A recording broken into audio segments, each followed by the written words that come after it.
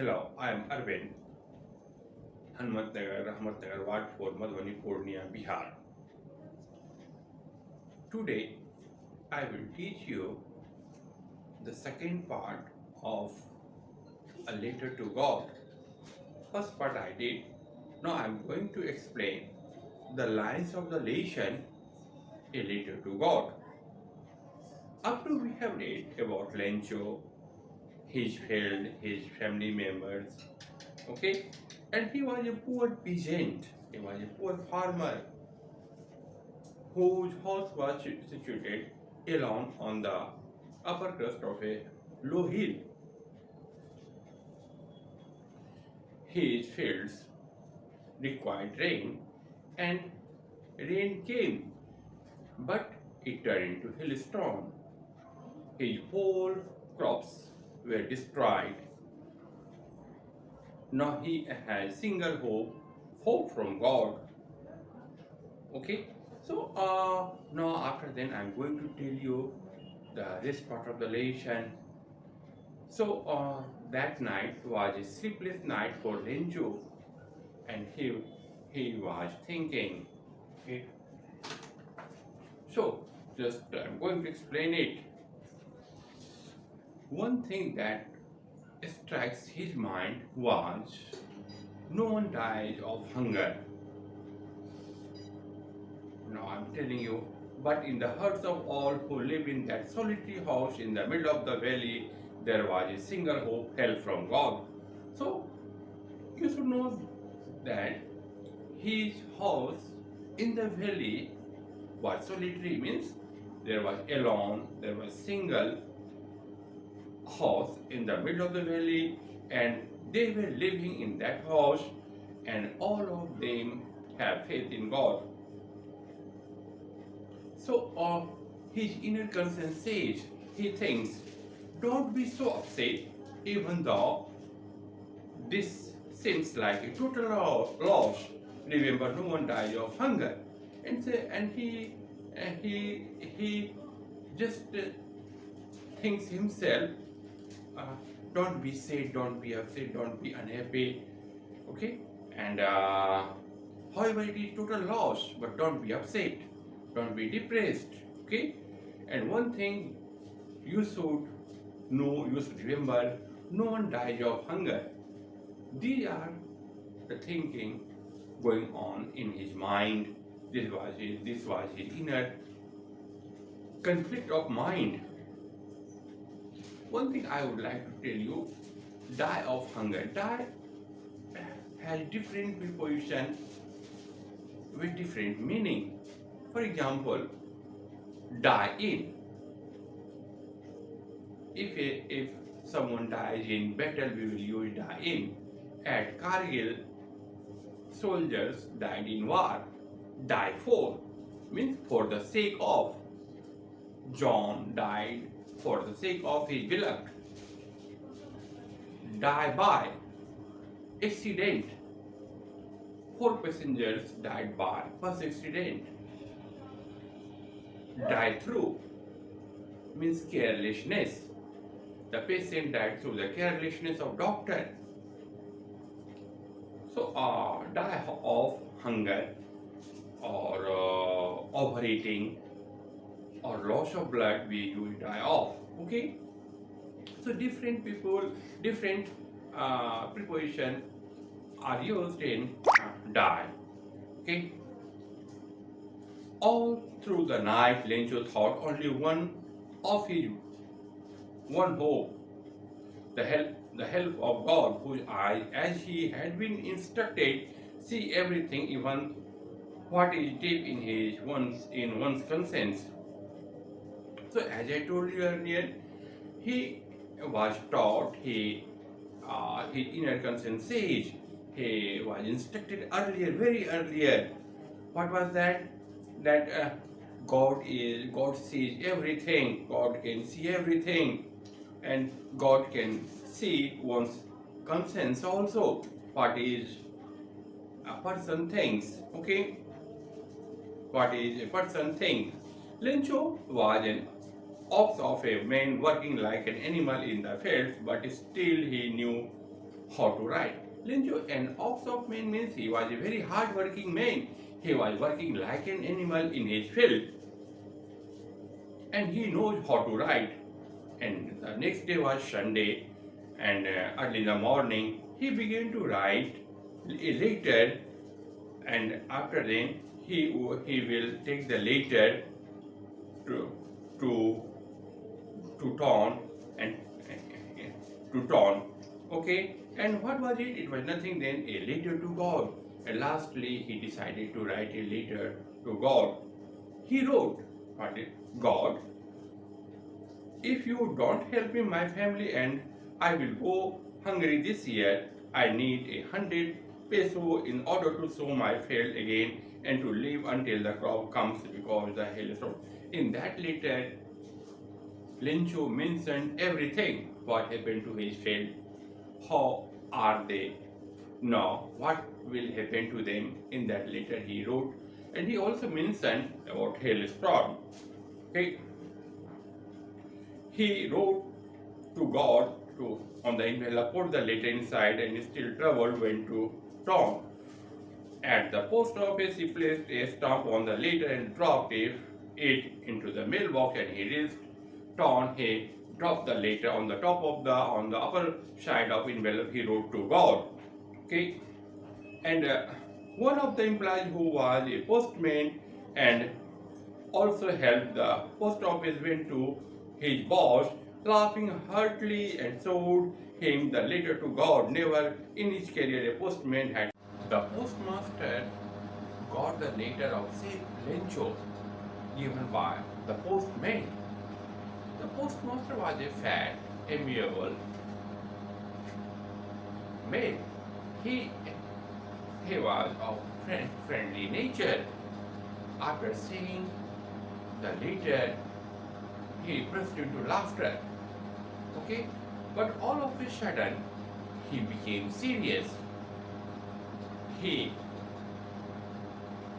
tapped or patted the letter on the letter and said, the postmaster was surprised to see such a faith of a person in God.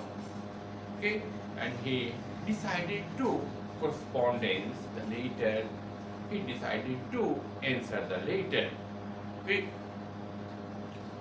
so in order not to shake the writer's faith in God, the postmaster came up with an idea, answer the letter. But when he opened it, it was evident that to answer it, he needed something more than goodwill, ink, and paper. Okay, so the postmaster thought only reply is not sufficient of this letter. Only goodwill, ink, and paper are not necessary for this. Then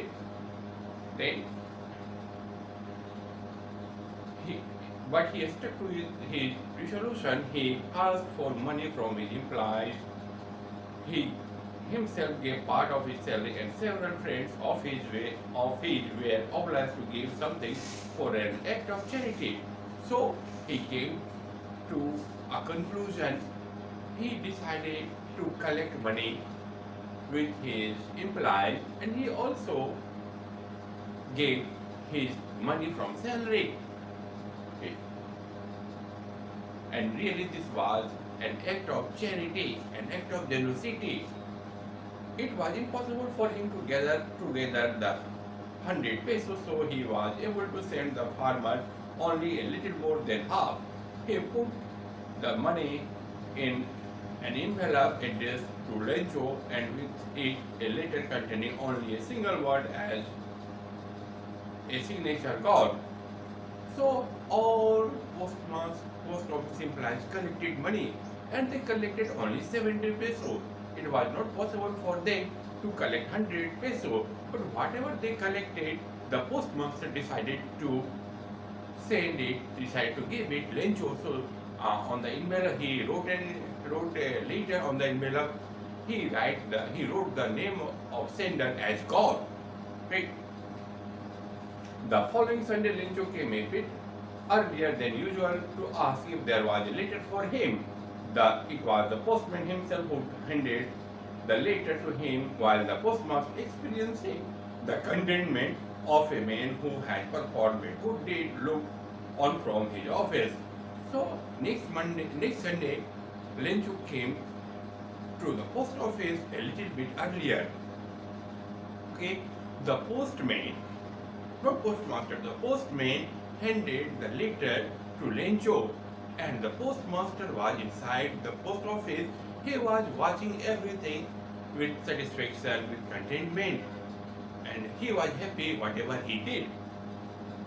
Lencho showed not the slightest surprise on seeing the money, such was his confidence, but he became angry when he counted the money. God could not have made a mistake, nor could he have denied Lencho whatever he had requested. And now look here, Lencho was not surprised. He had firm faith in God, and God must have sent him money at that value of 100 peso. There were no, he did not surprise. Okay, but what happened? What happened? Immediately, Lencho went up to the window and to ask for paper and ink. On the public writing table, he started to write with much wrinkling of his own, caused by the effort he made to express his ideas. Okay. So on the other hand, Lencho became angry when he counted money because he got only 70 peso. So he again decided to correspondence to God. He took envelope and wrote a letter to God, and he licked it, and he put the stamp and uh, and dropped the letter. Okay. When he finished, he went to the window to buy a stamp which he licked and then affixed to the envelope with a blow of fist. Okay, then what did he do? He took the stamp or ticket, put it on the envelope, and just with a blow of his fist. In this way he did, because he was very angry. The moment the letter fell into the mailbox, the postmaster went to open it. Okay, and after dropping the letter, Lencho left the place. But on the other hand, the postmaster was very happy because he did an act of charity. So he quickly went to open it. And what was written on the letter? God, of the money that I asked for, only 70 pesos may send me the rest, since I need it very much. But don't send it to me to the mail, because the post office employees are a bunch of crooks, Lencho. Okay, so in the letter, Lencho wrote, God, you did your work honestly, and you had sent me 100 peso, but I received only 70 peso. It is because of the post office employees. They must have taken 30 peso, because they are bunch of crooks, they are bunch of dishonest men, they are not good men. Okay, so this was the reaction of Lencho, and he wrote after reading it, the postmaster closed it. Okay, so this was written on the in the letter. Okay, this is all about this. I'm telling you, in question number 4, you will get irony. What is irony? Let me tell you. Irony or literary device, it is a kind of figure of speech. Okay, and you should know there are so many kinds of figure of speech or literary device.